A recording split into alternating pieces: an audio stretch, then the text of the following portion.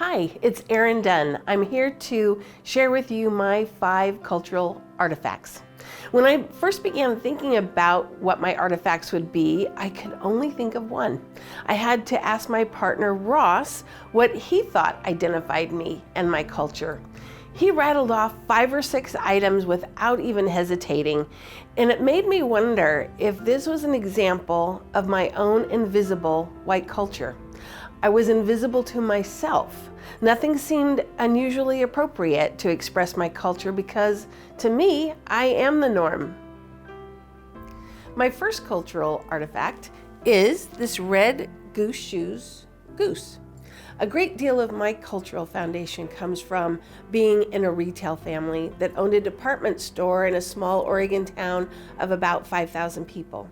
My grandparents and my parents were retailers, and the goose was a promotional item that they displayed in the store. The explicit cultural knowledge is that that's how my family made a living. The tacit knowledge that remained unseen is that my family worked 6 days a week, and that work ethic became ingrained in the kids. In addition, we were taught to always be aware of how we presented ourselves in the community. What I mean by that is I was always reminded that my behavior reflected on our family, and that, in turn, reflected on our business. As a result, I've always cared about what people thought of me, and that has made it difficult sometimes for me to be authentic in social situations. So much so that this part of my culture is unseen and internal. I'm wearing my second artifact. It's a Rotary pin. I've been a member of Rotary International since moving to Northern California in 2003. I'm a past president of my club and a past district governor of my district, made up of 6 counties. Because of Rotary, I'm able to give back to my community and the world in a meaningful way. Through Rotary, I've traveled to Uganda and Mexico to tour Rotary projects, fit villagers with eyeglasses in Nicaragua, volunteered on a Rotoplas mission. They fixed cleft lips and palates in India, and attended international conventions to hear world-class speakers in South Korea and Australia. I've also been a host mom to 6 exchange students since 2008. These international experiences help me understand what it means to be a citizen of the world. The perception of Rotary sometimes is that it's an old white men's club and you have to be wealthy to be a member. As you can see, that's not the case. I'm not a man or wealthy. You got me on the old. There is also a perception that Rotary is a conservative organization when that too is wrong. Each club, and there are 33,000 of them around the world, has their own personality and their own focus of how they want to do good in the world. Women were not admitted into Rotary until 1985, and we are still waiting for our first woman international president of Rotary, but we're getting closer, and we have a lot of catching up to do. I spent 20 years as a theatrical publicist divided between Washington, D.C. and New York City. One of my greatest memories is the year Wit won the Pulitzer Prize in 1999. It was one of those rare times where I felt my work as a publicist helped pave the way for its success. It was a meaningful experience, and I treasure it.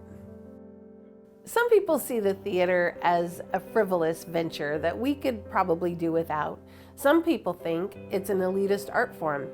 I see theater as essential, with a magnet pulling that doesn't give you a choice.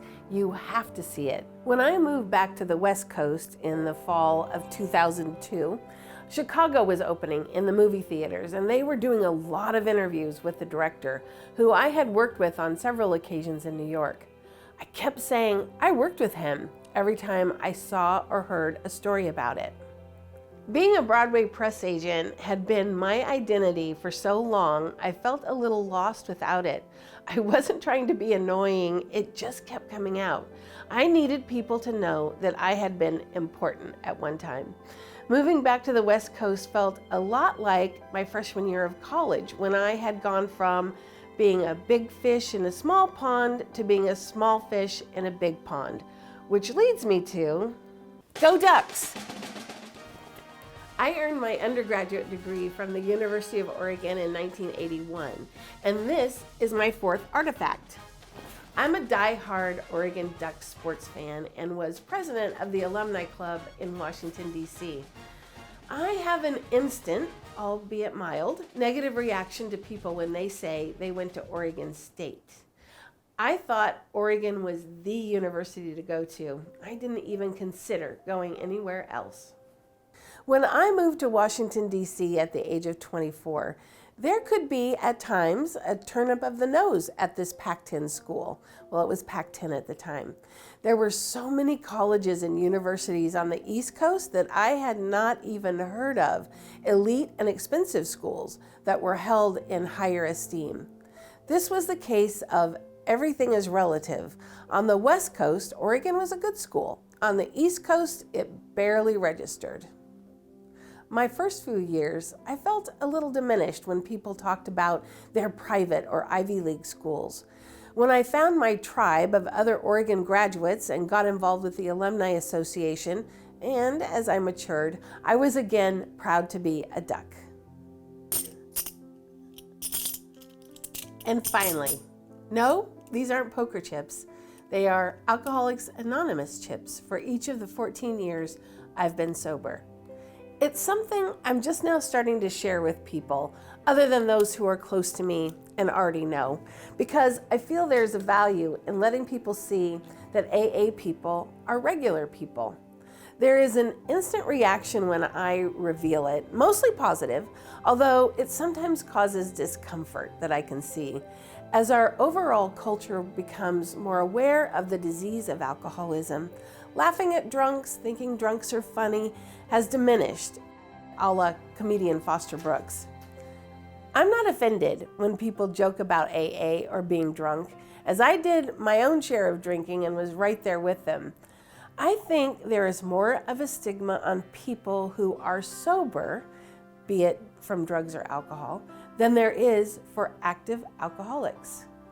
AA is a big part of our culture, and most people don't even realize it.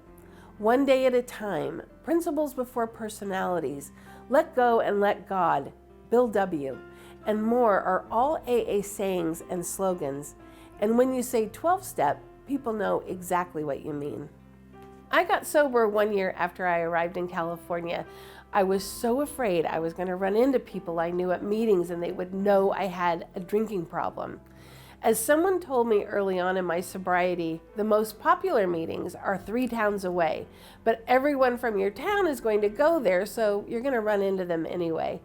I think about that now and I cringe a little, because when I see newcomers at a meeting that I know from the outside world, I'm thrilled for them. People will say in a meeting that they are grateful alcoholics because we wouldn't have the incredible program of AA if we didn't have a drinking problem. I hope you feel like you got to know me a little bit better, know a little bit more about my culture.